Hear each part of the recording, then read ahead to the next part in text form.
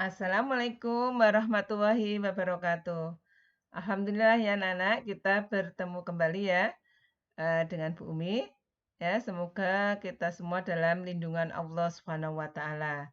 Amin ya. Sebelum kita bahas materi hari ini, mari kita awali dengan bacaan basmalah bersama-sama.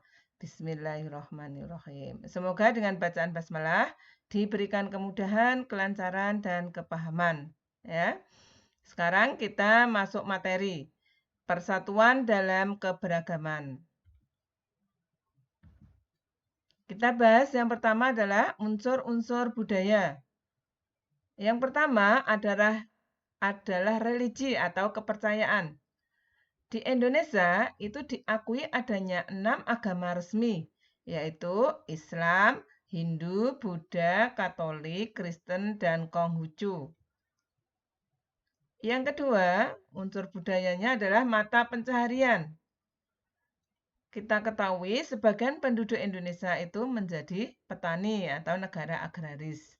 Tapi ada orang-orang yang tinggal di tepi sungai atau pantai itu mengandalkan perikanan sebagai mata pencahariannya. Lalu ada pula yang menjadi pedagang, peternak, pekerja jasa atau mata pencaharian lainnya. Yang ketiga adalah teknologi dan peralatan. Teknologi itu bermula dari bentuk yang sederhana, tapi karena berkembang terus, maka sesuai dengan perkembangan dan kemajuan zaman, teknologi semakin modern. Yang keempat adalah kesenian. Kesenian itu dapat dikelompokkan menjadi dua macam. Kesenian yang dapat dinikmati oleh mata, contohnya tari-tarian, ya, dan dapat dinikmati dengan telinga, itu musik, lagu. Yang kelima, pengetahuan. Berbagai suku bangsa Indonesia itu telah memiliki pengetahuan yang tinggi. Pengetahuan itu telah mereka terapkan untuk mengatasi kesulitan-kesulitan hidupnya. Yang keenam, sistem kemasyarakatan. Apa dimaksud sistem kemasyarakatan? Sistem kemasyarakatan adalah pola hidup yang menjadi kebiasaan dan dianut serta telah menjadi kebiasaan suatu masyarakat.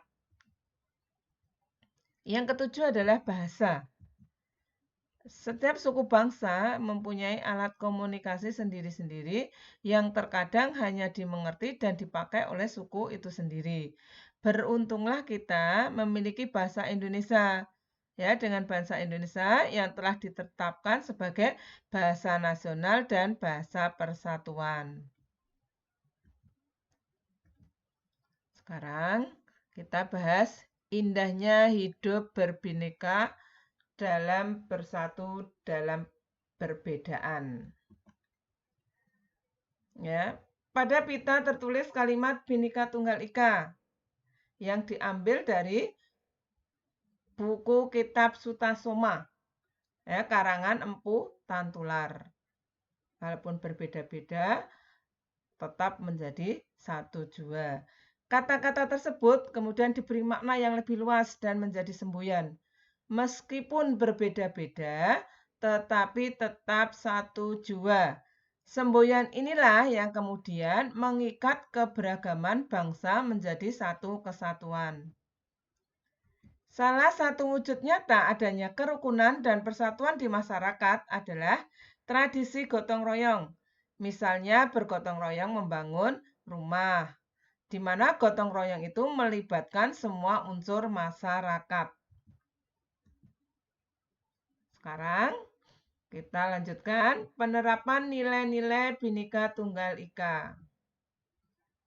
Sekarang yang pertama adalah penerapan nilai Pancasila dalam keragaman agama. Yang pertama, tidak memaksakan kehendak agama yang diyakini oleh orang lain. Yang kedua, beribadah sesuai ajaran agama yang dianut. Yang ketiga, memberikan kesempatan kepada pemeluk agama lain untuk beribadah. Yang keempat, menjaga kerukunan antar umat beragama. Dan terakhir adalah menghormati agama yang dihormati oleh orang lain. Yang kedua, penerapan nilai Pancasila dalam keragaman suku dan ras. Yang pertama adalah berperilaku kepada siapapun tanpa membedakan suku dan ras. Yang kedua, menghargai dan menghormati harkat dan martabat setiap manusia dalam mengembangkan semangat persatuan. Yang ketiga, menjunjung nilai-nilai kemanusiaan, harus bisa menerima suku dan ras bangsa lain. Sekarang, lanjutnya adalah penerapan nilai Pancasila dalam keberagaman sosial budaya. Yang pertama adalah mengetahui dan selalu mencari informasi keanekaragaman budaya bangsa Indonesia. Yang kedua, mempelajari dan menguasai seni budaya bangsa sesuai minat dan kesenangannya. Yang ketiga, menyaring budaya asing yang masuk ke Indonesia. Yang keempat, menghargai hasil kebudayaan daerah lain. Yang kelima, melestarikan dan mengembangkan berbagai jenis tradisional. Dan selanjutnya, penerapan nilai Pancasila dalam keragaman gender dan mengembangkan kesetaraan. Yang pertama, tidak membeda-bedakan antara laki-laki dan perempuan dalam berteman. Memberikan hak yang sama antara laki-laki dan perempuan. Ketiga, tolong-menolong tanpa membedakan jenis kelamin.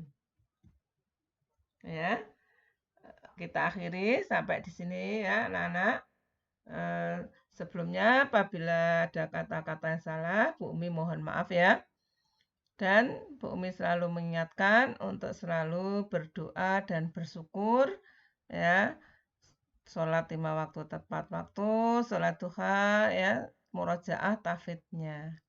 Bu Umi cukupkan sampai di sini dulu ya. Kita tutup dengan bacaan hamdalah bersama-sama. Alhamdulillahirabbil alamin. Wabillahi taufiq wal hidayah. Assalamualaikum warahmatullahi wabarakatuh.